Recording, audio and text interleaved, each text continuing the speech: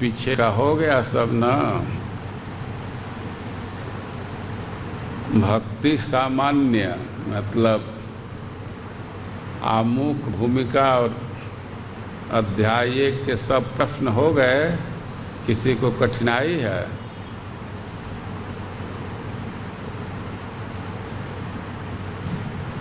अब हम लोग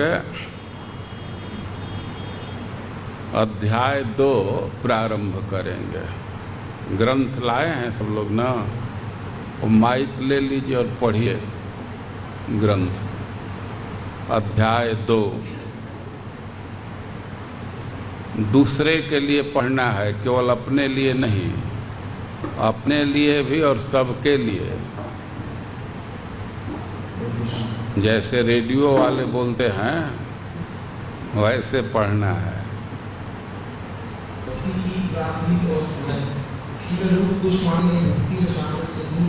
भक्ति की 3 कोटियां बताई, साधन भक्ति, भाव भक्ति और प्रेम भक्ति। इन कोटियों के नहीं शिक्षक हैं। सामान्यतया यह समझा जाता है कि साधन भक्ति में 2 भिन्न भिन्न होते हैं, भाव भक्ति में 4 और प्रेम भक्ति में 6। इन दोनों की विवेचना श्रील रूप गोस्वामी द्वारा बाद में की जाएगी। बस तो ये तो हो गया है ना, ये तो पहले इस पर चर्चा हो गई है। अब आगे का पैराग्राफ पढ़िए, एक पैराग्राफ और। क्या क्या वो पीछे पढ़िए। अब नहीं, इनको पढ़ रहे हैं, पढ़िए। इस प्रसंग में श्रील रूप गोस्वामी का सुझाव है कि भक्ति या कृष्णामृत के बाद को उसी विशेष सूची के अनुसार वर्गीकृत किया जा सकता है। वे कहते हैं भक्ति मनुष्य के पूर्व जन्म से चली आ रही सतत प्रक्रिया है। जब तक भक्ति से मनुष्य का कोई विगत संबंध नहीं होता तब तक वह भक्ति ग्रहण नहीं कर सकता। और स्पीड कम करके पढ़िए, फिर से पढ़िए। इस प्रसंग में श्रील रूप गोस्वामी का सुझाव है कि भक्ति या कृष्णामृत के बाद को उसी विशेष सूची के अनुसार वर्गीकृत किया जा सकता है। वे कहते हैं कि भक्ति मनुष्य के पूर्व जन्म से चली आ रही सतत प्रक्रिया है। जब तक भक्ति से मनुष्य का कोई विगत संबंध नहीं होता तब तक वह भक्ति ग्रहण नहीं कर सकता। उदाहरणार्थ मान लीजिए मैं इस जन्म में कुछ हद तक भक्ति करता हूँ, यद्यपि यह 100% पूर्णतया नहीं की जा रही हो, किंतु जितनी भी भक्ति में करूँगा वो नष्ट नहीं होगी। अगले जीवन में मैं पुनः वहीं से भक्ति प्रारंभ करूँगा।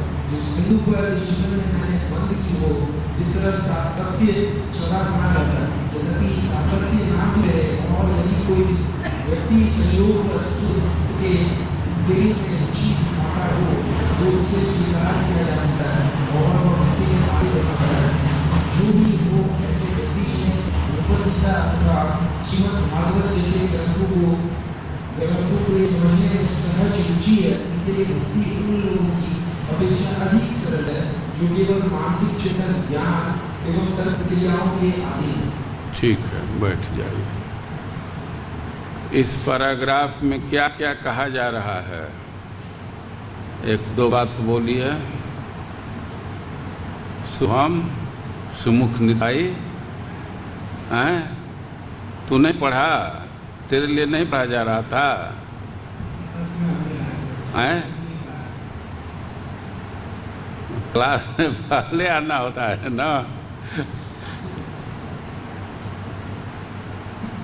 शशांक, इस पैराग्राफ में क्या कहा जा रहा है?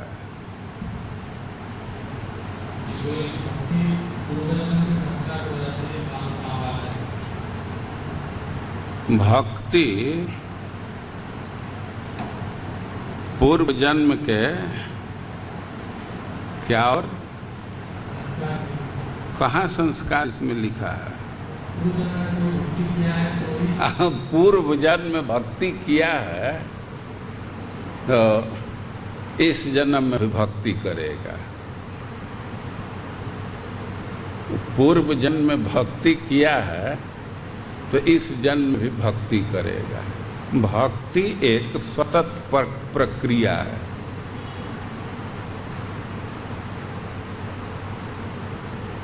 इस जन्म में जो भी व्यक्ति भक्ति कर रहा है, मतलब है कि पहले भी कुछ भक्ति किया है। क्योंकि भक्ति का कारण केवल भक्ति है। भक्ति के अतिरिक्त और किसी साधन से भक्ति की प्राप्ति नहीं हो सकती। भक्त्या संजातया भक्त्या, भक्ति केवल भक्ति से उत्पन्न होगी। और भक्ति की विशेषता है कि यह बढ़ती जाती है। यदि अपराध इत्यादि न हो, एक सामान्य स्थिति में रहे, तो जितना भक्ति किए हैं और वही छूट गई किसी कारण से, देह का अंत होने से या दूसरे कारण से, तो फिर भक्ति वहाँ से आगे बढ़ेगी। और कभी कभी प्रश्न होता है कि भक्ति एक सतत प्रक्रिया है, इसकी व्याख्या कीजिए। जब तक पहले जीवन में भक्ति नहीं है, तब तक इस जीवन में भक्ति नहीं करेंगे। अब किसी को कुछ समस्या आ रही है इस बात में? कोई समस्या नहीं। तब तो भाई जिसके जीवन में पहले भक्ति नहीं है, तो उसका एडमिशन नहीं होगा। ये भारी समस्या है ना। मान लीजिए कि कोई ऐसे भी कैंडिडेट निकल सकते हैं कि पीछे भक्ति नहीं किए हैं और उनकी इच्छा है कि अब भक्ति करें, तब उनका क्या होगा? उनको भी भक्ति की प्राप्ति हो सकती है। कैसे? कृष्ण भक्ति जन्म मूल है साधु संग। जिस व्यक्ति को पहले भी भक्ति की प्राप्ति हुई है, तो वह भी किसी साधु के संग से। कदाचित कोई भक्ति से शून्य है, तो साधु का संग होने से उसको भक्ति की प्राप्ति हो जाएगी। कैसे भक्ति की प्राप्ति हो जाएगी? सिद्धांत समझना चाहिए। भक्ति केवल भक्ति से जन्म लेती है। भक्ति का अतिरिक्त कोई दूसरा कारण नहीं है। हम भक्ति पहले किए हैं, तो वही भक्ति इस जन्म में प्रस्फुटित होती है, उदित हो जाती है। और कदाचित कोई भक्ति नहीं किया है, एकदम भक्ति से अलग रहा है, और किसी भक्त का संग करने से उस भक्त के भक्ति का प्रभाव हमारे हृदय में आ जाता है। इस समय लोग नेट इधर उधर कर देते हैं। हमारे मोबाइल में नेट नहीं है तो हम उसमें हॉटपॉट क्या है अपना वो कर देता है। तो भक्ति का सिद्धांत समझना चाहिए कि भक्ति का कारण भक्ति ही है, तो इस सिद्धांत का हनन नहीं हो रहा है। हमारी अपनी भक्ति कारण हो सकती है, और नहीं तो दूसरे के भक्ति भी कारण हो सकती है। तो जो सिद्धांत भक्ति के जन्म के विषय में है, वही सिद्धांत भक्ति के वृद्धि के विषय में भी लागू है।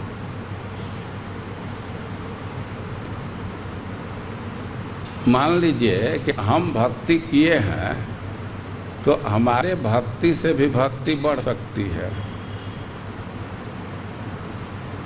और किसी उन्नत भक्त का संग किए और उसके हृदय में जो भक्ति है, उसके प्रभाव से हमारी भक्ति बढ़ जाएगी। और भक्ति भक्ति एक विचित्र तत्व है, इसके स्वरूप को समझना चाहिए। इसको श्रील प्रभुपाद जी लिख रहे हैं कि यद्यपि सातत्य न भी रहे, इसी पैराग्राफ में है, खोजिए, यद्यपि आधा से भी नीचे है, पैराग्राफ के आधा से भी नीचे, लाइन गिनेंगे तो 1 2 3 4 5 6 7, 8वां लाइन का अंतिम पोर्शन है सेकेंड पैराग्राफ का। यद्यपि सातत्य न भी रहे और यदि कोई व्यक्ति संयोगवश शुद्ध भक्त के उपदेश में रुचि दिखाता हो तो उसे स्वीकार किया जा सकता है, वह भक्ति में आगे बढ़ सकता है। जो भी हो, ऐसे व्यक्ति ठीक है, तो भक्ति ही कारण है।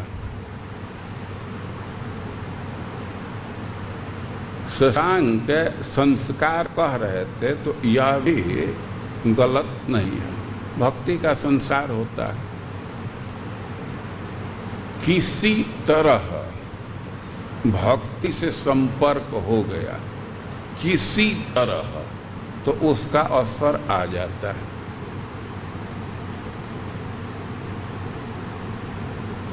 ये जो भक्त लोग हैं तो बीच बीच में उत्सव करते रहते हैं। ये साधना है, भक्तों की अपनी साधना है। और कोई व्यक्ति केवल कौतुक बस, अरे वो क्या कर रहे हैं, झंडा लेकर के जा रहे हैं, नाच रहे, वो है क्या, कौतुक बस एक बार दर्शन कर लिए और उनके मन में अनुकूल भाव आ गया तो भक्ति का संस्कार पड़ गया। केवल दर्शन किए एकदम कम समय के लिए, लेकिन इतनी भी भक्ति निष्फल नहीं जाएगी। किसी न किसी दिन वह वृद्धि को प्राप्त होगी। तो अनेक जन्म से ये भक्ति की प्रक्रिया आ रही है, अनेक जन्म से।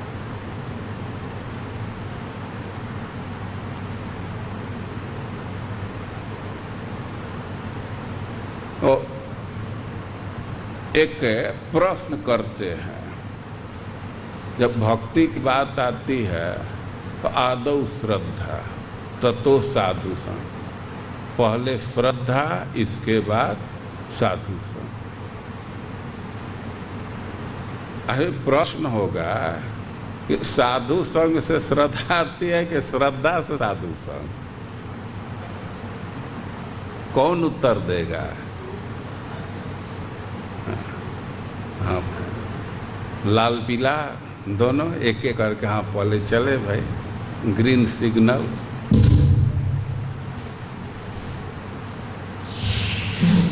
हाँ, आए साधु संग करने से श्रद्धा आती है।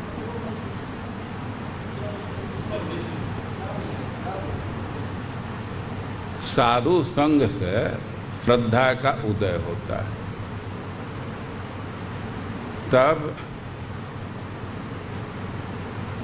श्री विश्वनाथ चक्रवर्ती जी कह रहे हैं कि आदौ श्रद्धा ततः साधु संग, पहले श्रद्धा इसके बाद साधु संग। पुरुषोत्तम कुछ बोलेंगे? दीजिए माइक इधर।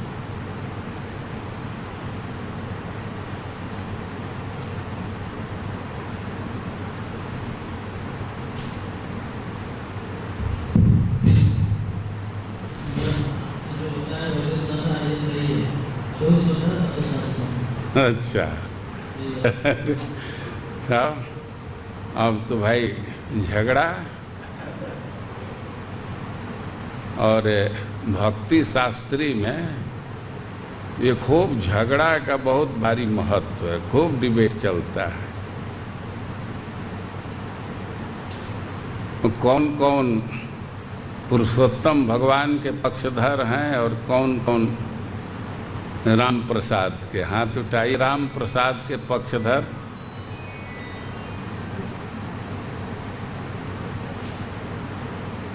दो लोग हैं। इनका क्या पक्ष है? साधु संग से श्रद्धा आती है, और पुरुषोत्तम श्रद्धा के बाद साधु संग करते हैं। इनके पक्षधर कौन कौन है? हाँ, वोट इनका ज्यादा है। और दोनों के पक्षधर कौन कौन है? हाँ, ये वोट और ज्यादा है। ये ठीक है, दोनों बात ठीक है, लेकिन अंतर कहाँ है? साधु संग, जो साधु संग से श्रद्धा आती है वो यदृच्छया। यदृच्छया का अर्थ है कि जैसे तैसे किसी प्रकार से साधु से संपर्क हो गया तो कुछ श्रद्धा आ जाएगी, भक्ति का संस्कार पड़ जाएगा। किसी तरह कुछ सेवा कर दी, तो मैंने कोई कहीं जा रहा है, बॉम्बे चला गया, तो वहाँ तो भारी जंगल है, और कोई व्यक्ति बतला दिया अरे 23 नंबर का बस पकड़ लीजिए। केवल इतना ही सेवा कर दिया तो भक्ति का कारण हो गया, अब वो निष्फल नहीं जाएगा। लेकिन उसका संस्कार, वो बीज कब प्रस्फुटित होगा, कब जगेगा, और इसका कोई निश्चय नहीं है। बहुत दिन के बाद भी जग सकता है, तुरंत भी। श्रील प्रभुपाद जी की प्रसिद्ध उक्ति है कि प्रसाद सबको खिलाओ, प्रसाद कभी निष्फल नहीं जाएगा। और प्रसाद का असर वैसे आता है जैसे कुत्ते के काटने का। सुनते हैं हरे कृष्णा कृष्णा कृष्णा हरे हरे, हरे राम राम राम हरे हरे। कभी कभी किसी व्यक्ति को कुत्ता काट दिया तो उस समय कोई प्रभाव नहीं आता है, उस समय कुछ प्रभाव नहीं है। लेकिन हम लोग सुने हैं, देखे तो नहीं हैं, अपने गांव में सुने हैं कि किसी व्यक्ति को कुत्ता काटा था और कुछ वो 2-4-5 महीने के बाद कुत्ते जैसे भौंकते हुए मर गए।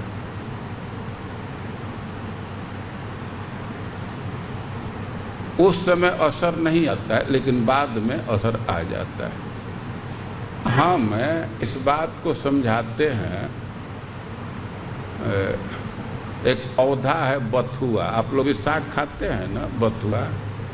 पता नहीं आप लोगों को तो साग का ही अनुभव होगा, बीज का अनुभव है कि नहीं। वो अक्टूबर नवंबर में उगता है, और फरवरी मार्च में उसमें बीज आकर के नष्ट हो जाता है। वो कईए के बीज है, जैसे गेहूं का बीज है, धान का बीज है, खेत में पड़ा रहता है ना, वर्षा होने पर नमी पा करके वो पौधा के रूप में अंकुरित हो जाता है। धान जम जाएगा, गेहूं जम जाएगा, चना जम जाता है, क्या क्या चीज जम जाता है, लेकिन खेसारी नहीं जमेगा। खेसारी जानते हैं? खेसारी अब पता नहीं, किराए हम लोग कहते हैं। दाल का एक जाति है, अच्छा नहीं माना जाता है, पशु के लिए बहुत अच्छा होता है। तो वह स्वाति नक्षत्र में ही अंकुरित होगा। इस समय भी खेत में फेंक दीजिए तो अंकुरित नहीं होगा, एकदम धान के खेत में भी। बथुआ का बीज पड़ा है तो नमी हुआ, वर्षा होने पर कई पौधा उग आते हैं, लेकिन वो अब कुछ स्पेशल टेम्परेचर है जो है वो नवंबर अक्टूबर नवंबर में ही उगेगा। तो उसी प्रकार भक्ति का कोई संस्कार पड़ा है, हो सकता है बहुत दिन के बाद वो अंकुरित हो। और प्रभुपाद जी इसी से कहे, चूँकि अब मैनेजमेंट का दृष्टि तो प्रचार ही है अंततः, लेकिन तत्कालिक दृष्टि में कथा में 100 लोग बैठते हैं, प्रसाद के समय 200 आ जाते हैं।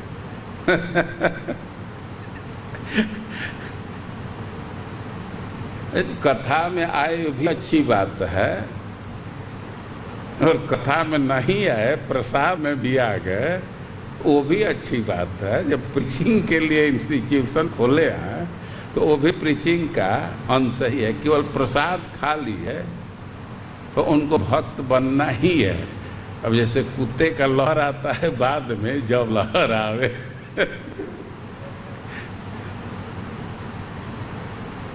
भक्ति के विषय में हम लोग चर्चा कर रहे हैं। और थोड़ा किसी तरह यदृच्छया साधु संग हो गया तो श्रद्धा का उदय हो जाएगा। और श्रद्धा के बाद फिर साधु संग करते हैं तो उस साधु संग, श्रद्धा के पहले साधु संग की बात है और श्रद्धा के बाद जो साधु संग है, तो दोनों के स्वरूप में अंतर है। पहले जो यदृच्छया नमस्कार कर दिए या अनुकूल भाव से देख दिए, या वे सत्संग कर रहे हैं तो उनके देखे अनुकूल भाव उदित हो गया, तो अब श्रद्धा का उदय हो जाएगा। और फिर जब श्रद्धा का उदय हुआ तो व्यक्ति व्यवस्थित साधु संग करता है। व्यवस्थित साधु संग का मतलब है कि दीक्षा इत्यादि ले करके नियम से साधु संग करने लगेगा। तो श्रद्धा के पहल, श्रद्धा का कारण साधु संग है और श्रद्धा के बाद भी साधु संग करते हैं।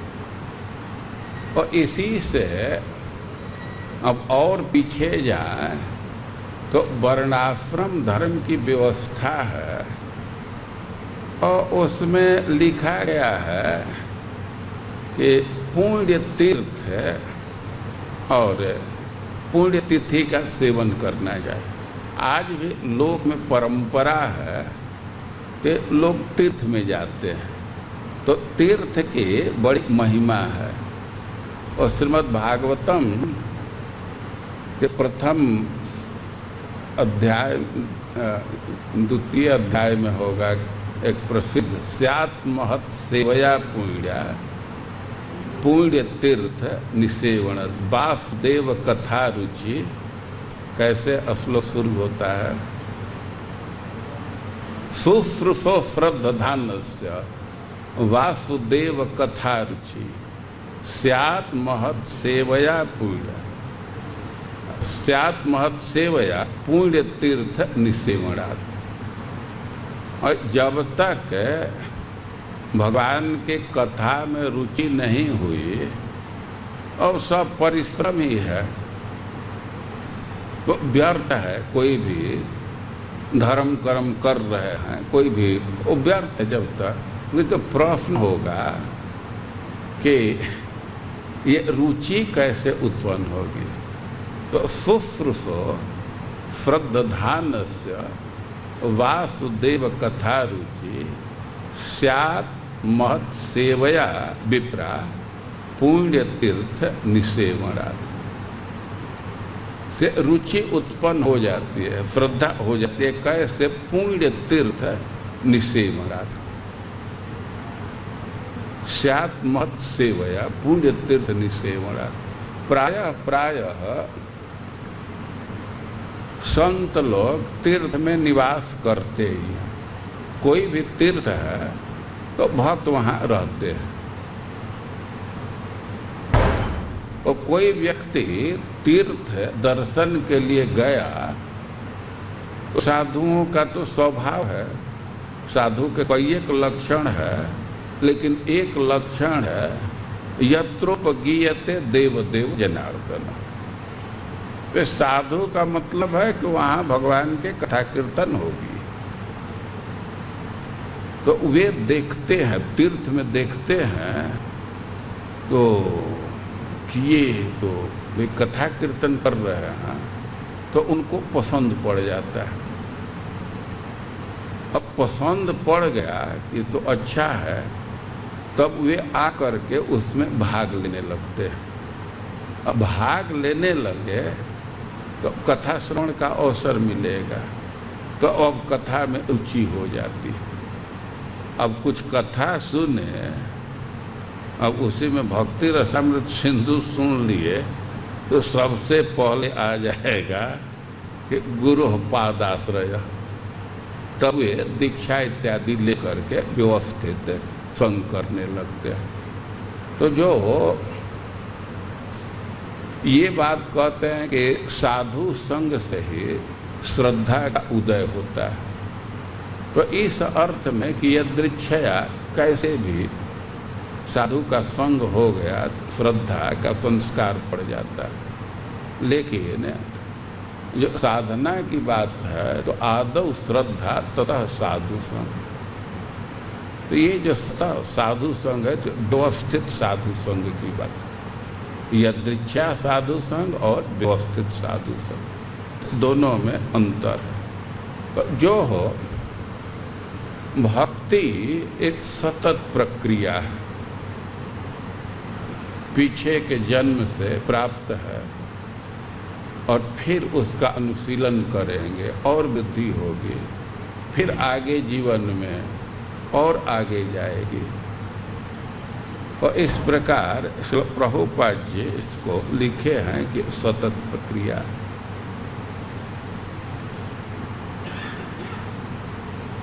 ये भक्ति का अद्भुत स्वरूप है।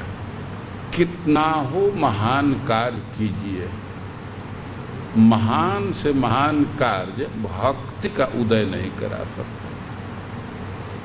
कितना हो सदाचार का पालन कीजिए और उससे भक्ति की प्राप्ति नहीं हो सकती। भक्ति की प्राप्ति होगी केवल भक्ति से, चाहे वो अपने भक्ति से हो या दूसरे भक्त के भक्ति से हो।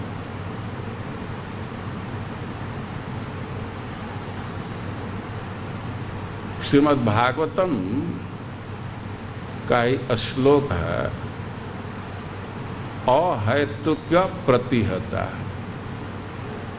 कैसे वो पूरा श्लोक, सवै पुंसाम परो धर्म जतो भक्ति धोक्षजे, अहैतुक्य प्रतिहता ये आत्मा संप्रसिद्धति। सवै पुंसाम परो धर्म, भाई मनुष्य का सबसे बड़ा वो कर्तव्य यही है जिससे भक्ति की प्राप्ति हो जाए। अरे कैसी भक्ति की, तो अहेतु की अप्रतिहता। अहेतु की मतलब अन्याभिलाषिता शून्य, कोई अभिलाषा न हो, और अप्रतिहता मतलब निरंतर।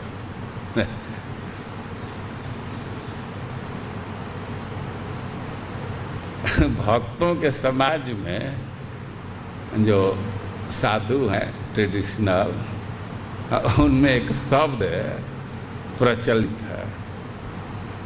कोई आश्रम में गया, अरे वो कैसा है, असली साधु है कि फसली है?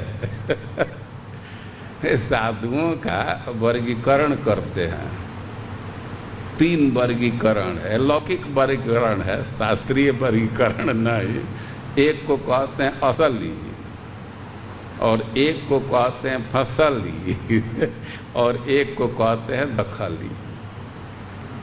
असली का अर्थ है कि वो नित्य भक्ति में लगा हुआ है, और फसली का अर्थ है कि अब इस बार तो जब फसल नहीं लगा तो सावन का महीना आया और लाल कपड़ा पहन करके तिलक भी डाल लेते हैं।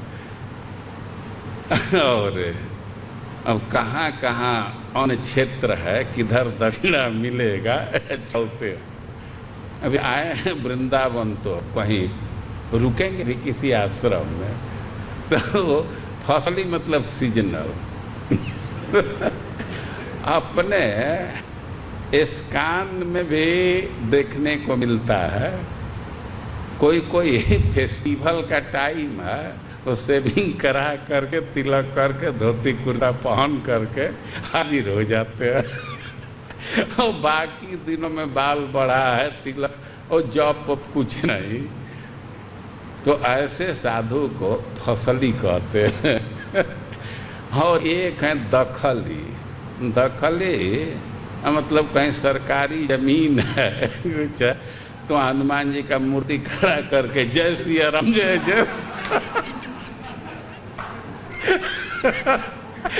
कीर्तन चालू कर देते हैं। लेकिन भक्ति का ओरिजिनल स्वरूप क्या है? अप्रतिहता। अहेतुक अप्रतिहता। अप्रतिहता मतलब जो बाधित न हो, निमित्त चले। लेकिन ये दो शब्दों का एक और भी अर्थ किया गया है। अभी मैं अहेतुकी का क्या अर्थ बतलाया? अन्याभिलाषिता शून्य। जिस भक्ति के पीछे कोई भौतिक इच्छा न, इस हेतु से वो भक्ति नहीं कर रहा, तो अहेतुकी हुआ। लेकिन एक अर्थ हुआ अहेतुकी। अरे भाई, जिस भक्ति की बात कर रहे हैं तो उसका कुछ परिचय दीजिए, कैसी भक्ति है। तो दो परिचय दे रहे हैं। अहेतुकी, उस भक्ति का हेतु कोई दूसरा नहीं है। भक्ति का हेतु भक्ति,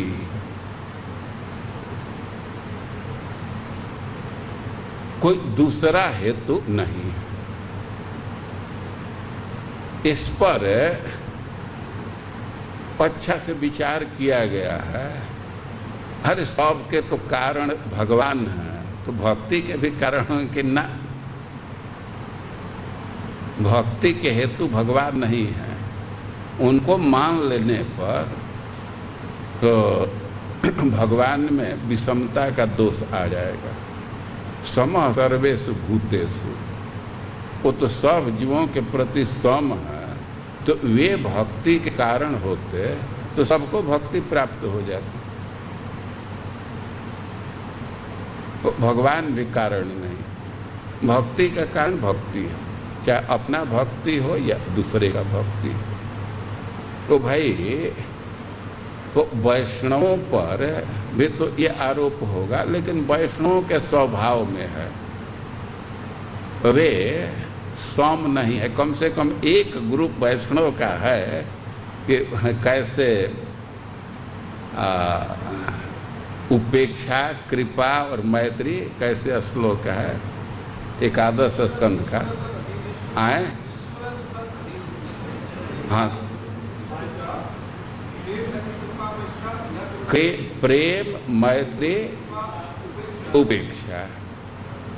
तो वे अलग अलग लोगों के साथ अलग अलग व्यवहार करते, उनके स्वभाव में है। लेकिन भगवान के तो स्वभाव में है कि वे सम है।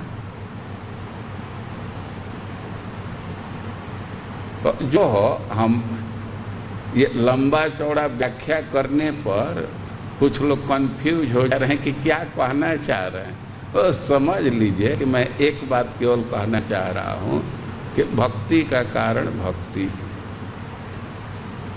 वो अपना भक्ति भी हो सकता है पिछले जन्म का, और अकाउंट जीरो है तो दूसरे भक्त के हृदय की भक्ति भी काम करती है।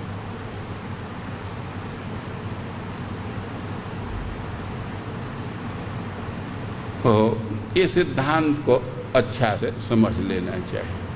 ये भक्ति एक सतत प्रक्रिया है।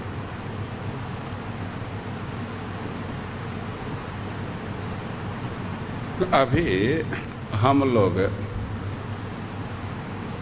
प्रथम अनुच्छेद में पढ़े कि श्रील रूप गोस्वामी ने भक्ति रसामृत सिंधु में भक्ति की 3 कोटियां बतलाई हैं। 3 कोटि, 3 प्रकार है, 3 स्तर है। कौन कौन? और प्रेम भक्ति। ये तीनों में संबंध क्या है?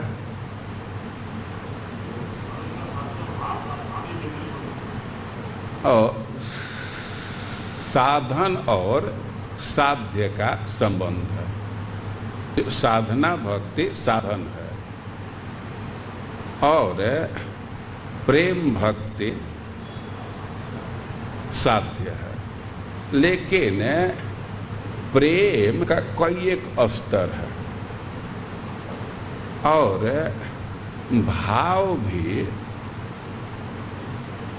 प्रेम का एक स्तर है।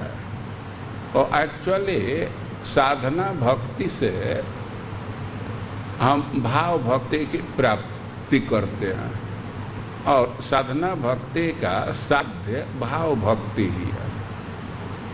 वे जब साध्य भाव भक्ति है तो फिर प्रेम की चर्चा ही क्यों करते हैं? साध्य साधन तो रखना चाहिए, लेकिन इसके पीछे कारण यह है कि प्रेम और भाव का 2 स्तर किया गया इस अर्थ में कि दोनों में एक दृष्टि से अंतर है। अंतर इस अर्थ में कि भाव भक्ति से किसी कारण के चलते भक्ति में ह्रास हो सकता है, नीचे गिर सकते हैं। भाव भी भाव छाया के रूप में बदल सकता है, लेकिन प्रेम के स्तर को प्राप्त कर लिए तो अब नीचे नहीं आ सकते और इसलिए इसको 2 स्तर में रखा गया।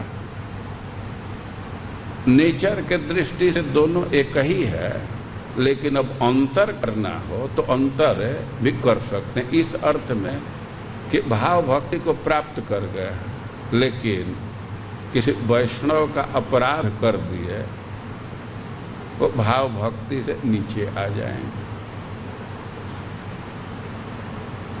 और अपराध नहीं किए, ठीक रहा सब चीज, तो भाव भक्ति ही प्रेम में परिणत हो जाएगा, बदल जाएगा। यह सिद्धांत है। तो हम लोग तीनों भक्ति का अध्ययन करेंगे। साधन भक्ति क्या है, भाव भक्ति क्या है और प्रेम भक्ति क्या है। लेकिन अभी प्रारंभ करेंगे साधन भक्ति से। तो साधन भक्ति की परिभाषा जानना चाहिए। साधन भक्ति किसको कहते हैं तो इसको जानना चाहिए। तो आप लोग एक बार श्लोक बोलिए पीछे से। श्लोक बोर्ड पर है, देख करके। ओम नमो भगवते वासुदेवाय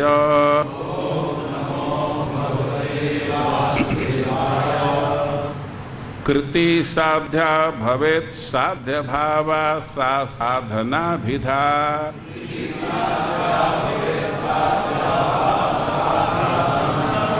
कृति साध्या भवेत् साध्य भावा सा साधना विधा।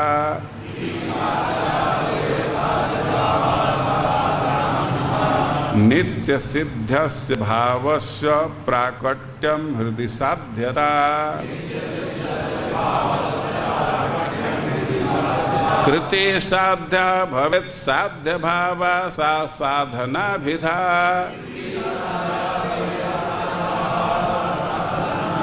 नित्य सिद्धस्य भावस्य प्राकट्यम हृदि साध्यता।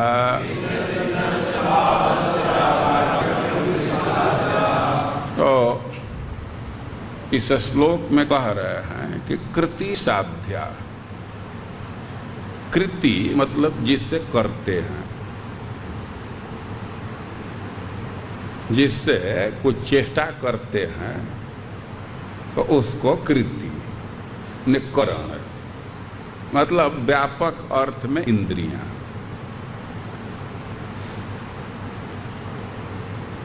अब इंद्रियां तो 5 कर्मेंद्रिय है और 5 ज्ञानेंद्रिय है, और इसके साथ ही एक और इंद्रिय है, उसको क्या कहते हैं? मौन। मन ही कहते हैं कि और कुछ कहते हैं?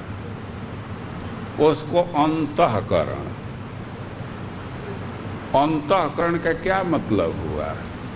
एक बाह्यकरण है, ये हाथ पैर नाक कान, ये बाह्यकरण है, और एक भीतर है।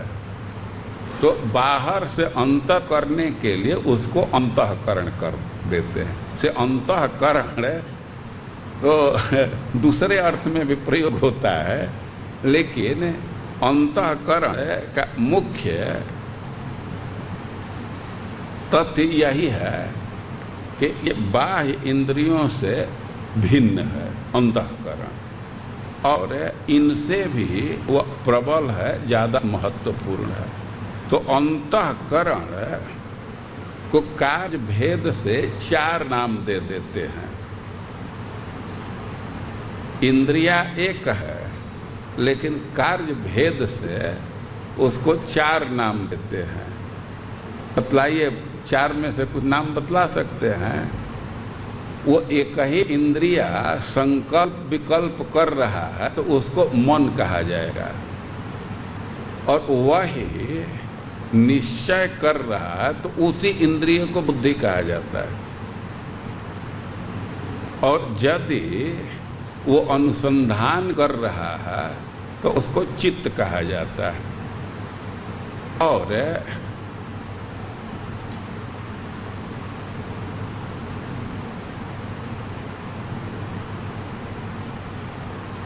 विषय माने भोक्ता और भोग्य को खींच रहा है, दृश्य और दृष्टा को खींच रहा है, तो उसको अहंकार कहते हैं।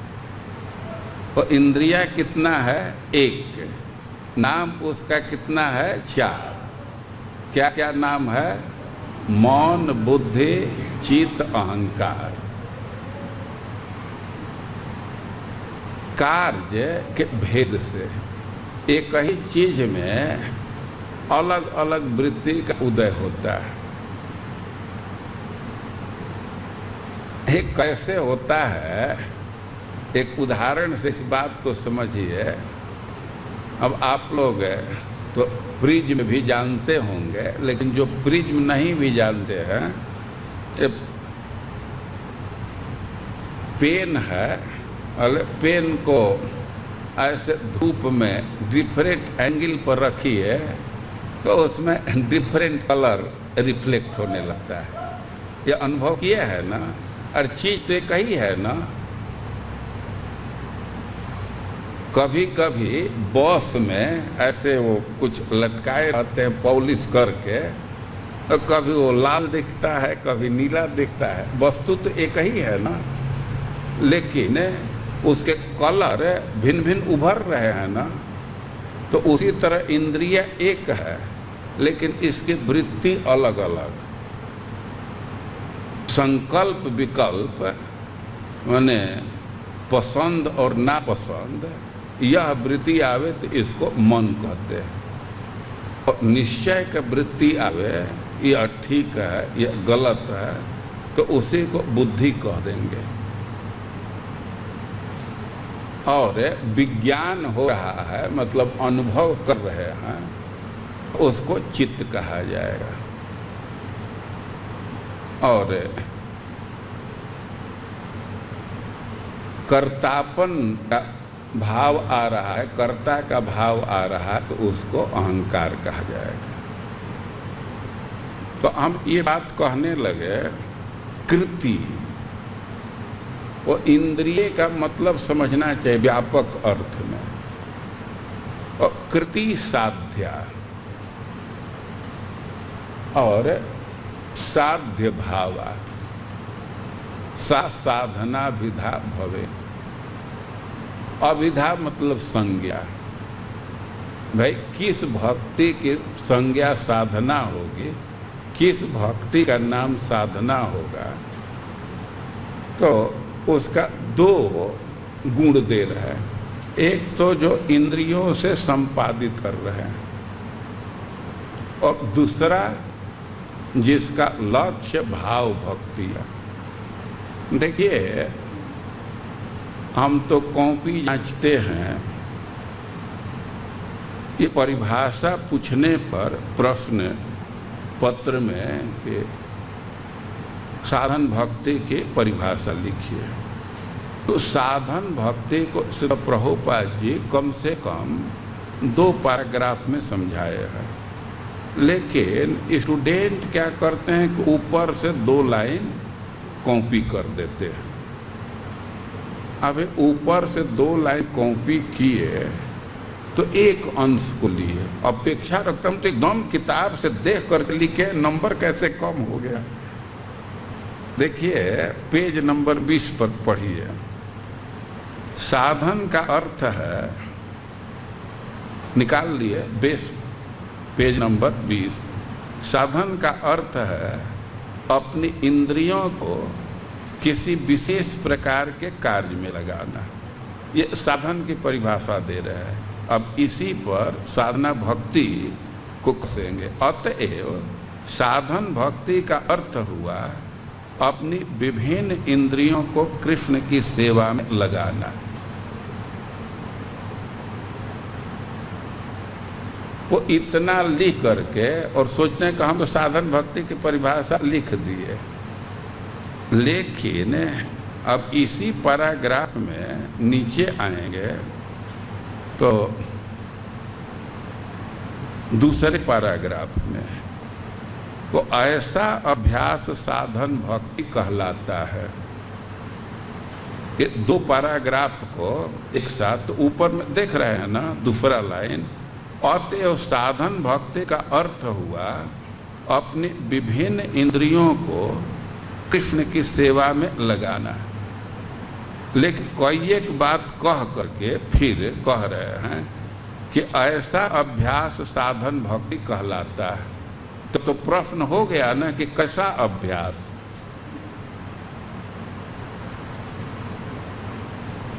तो परिभाषा 2 पैराग्राफ पढ़ करके निकालना चाहिए। व्याख्या की है और नहीं श्लोक से लिखना हो तो इसको समझ लीजिए। एक है अंश है कृति साध्या और दूसरा अंश है साध्य भावा।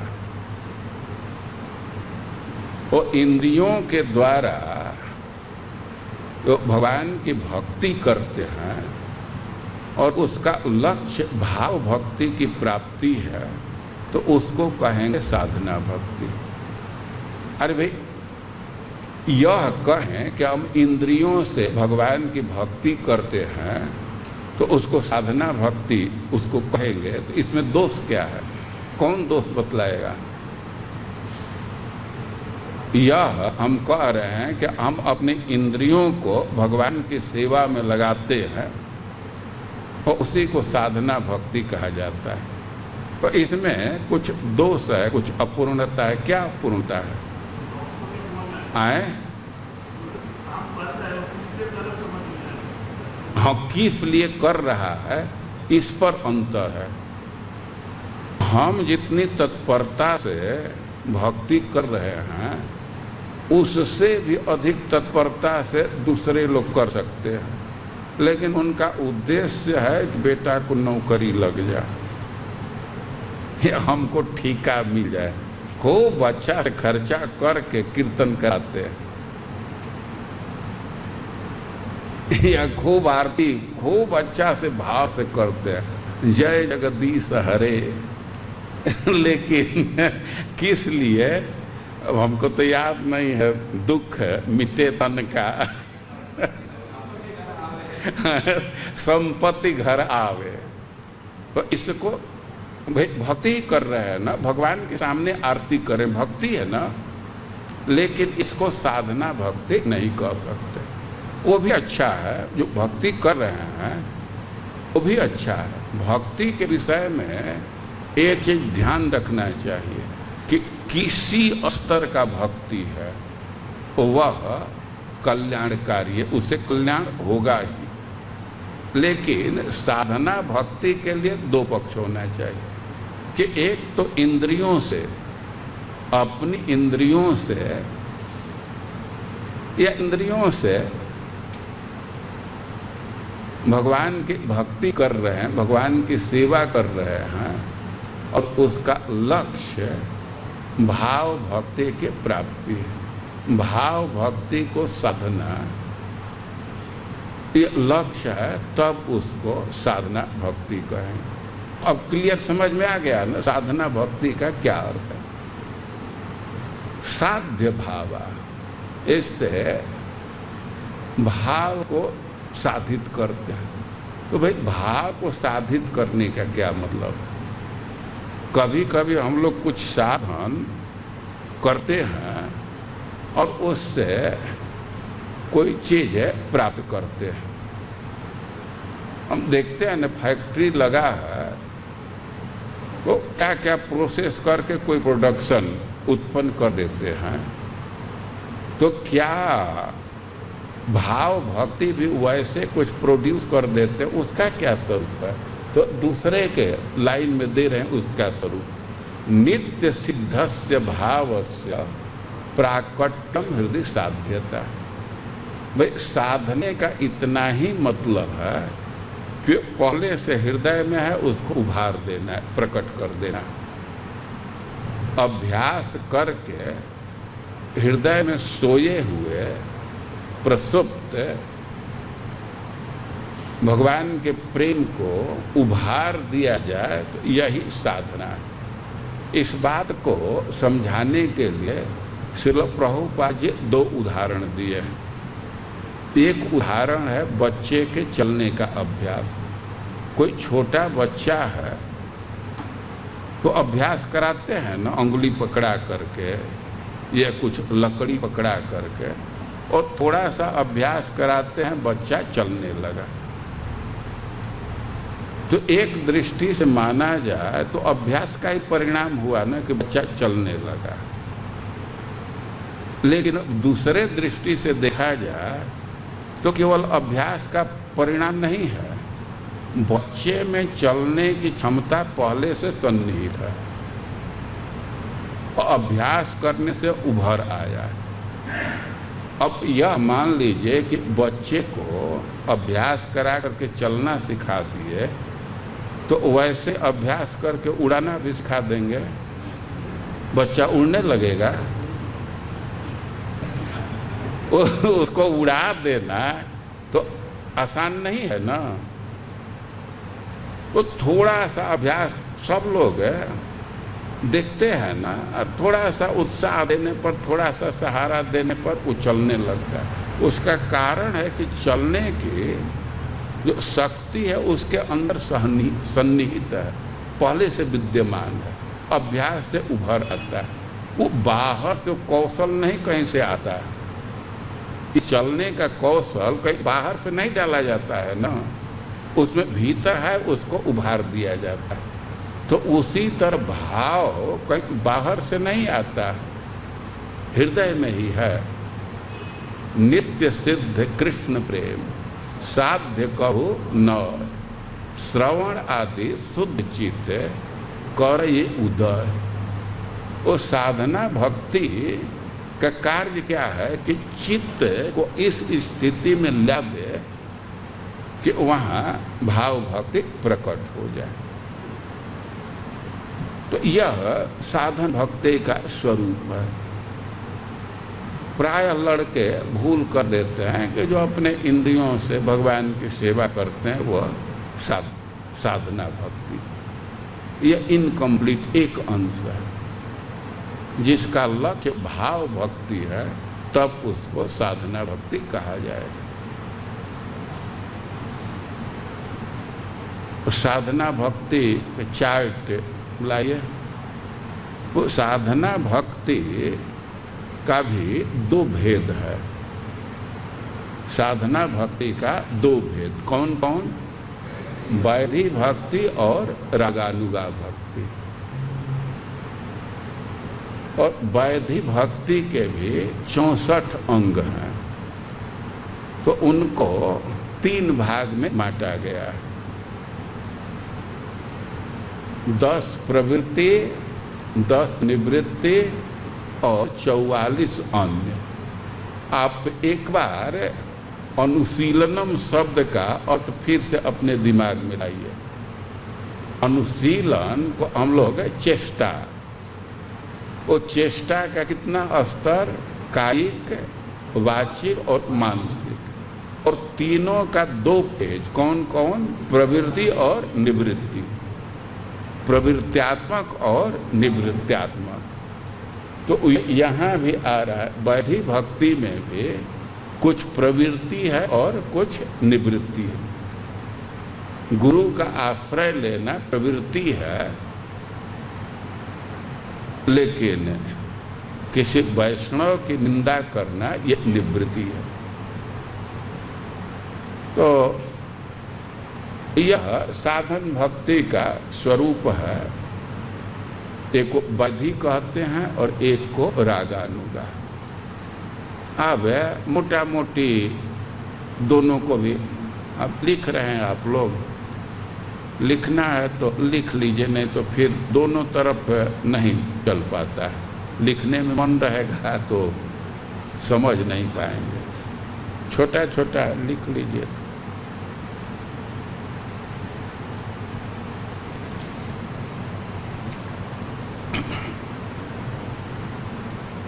पीछे वालों को दिख रहा है।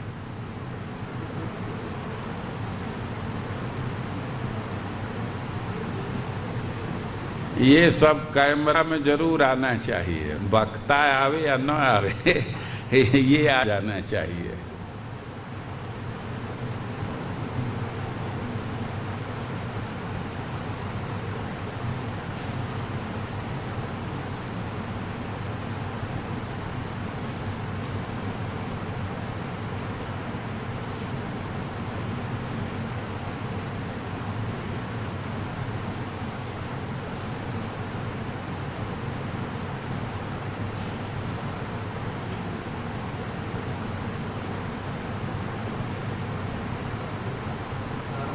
एक चीज ध्यान रखना चाहिए कि चार्ट बात को स्पष्ट करने के लिए दिया गया है। हमको चार्ट दिखा करके छोड़ नहीं देते हैं ना, बोलते भी हैं ना। लेकिन कई एक लोग हैं उत्तर पुस्तिका में केवल चार्ट बना करके छोड़ देते हैं। वो चार्ट को एक्सप्लेन करना पड़ेगा तब उत्तर पूर्ण माना जाएगा। केवल छाप देने से नहीं होगा।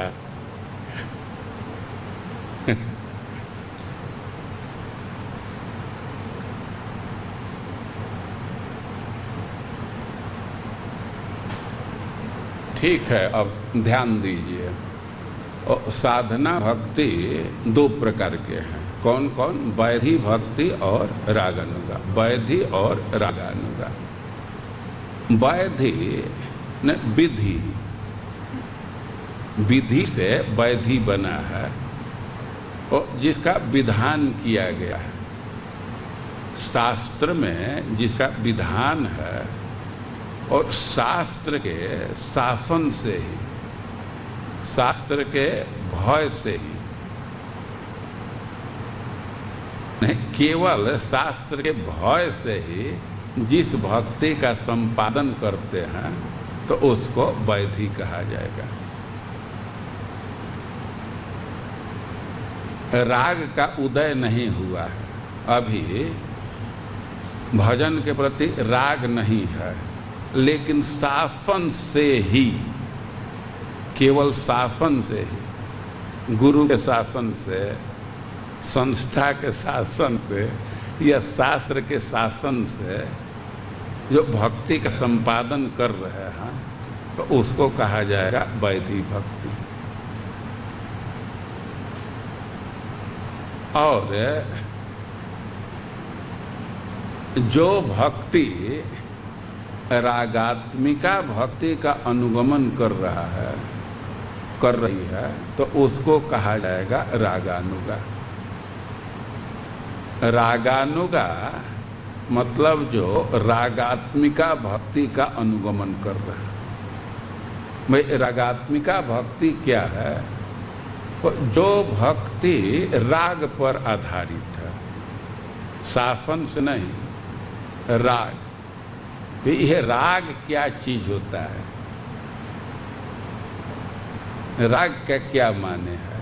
तो राग को मोटा मोटी समझिए कि जो विषय के प्रति इंद्रियों का आकर्षण है उसी को राग कहते हैं।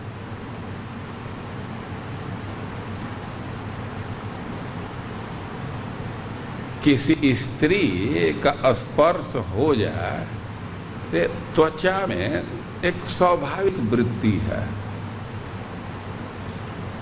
एक जिह्वा की इच्छा है ना कि इस पर थोड़ा मीठा का स्पर्श हो जाए।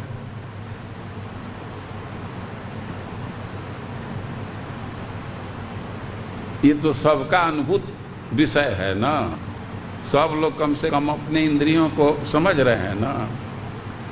त्वक इंद्रियों की एक वृत्ति है कि कोमल स्पर्श मिले, रसनेन्द्रिय की वृत्ति है कि कुछ मधुर रस मिले, और इसी वृत्ति को राग कहते हैं। तो इसी वृत्ति के कारण ही जो लोग भगवान की भक्ति करते हैं तो उस भक्ति को कहा जाता है रागात्मिका।